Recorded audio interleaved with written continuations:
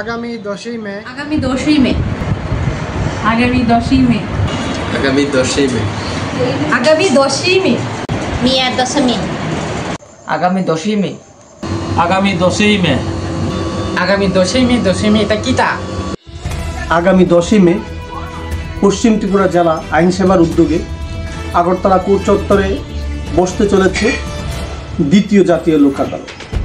এই লোক আদালতে মোটর যান দুর্ঘটনা জড়িত মামলাগুলি নেওয়া হবে, চেক বাউন্সের মামলা নেওয়া হবে, ব্যাংক ঋণ পরিশোধ সংক্রান্ত মামলাগুলি নেওয়া হবে, পারিবারিক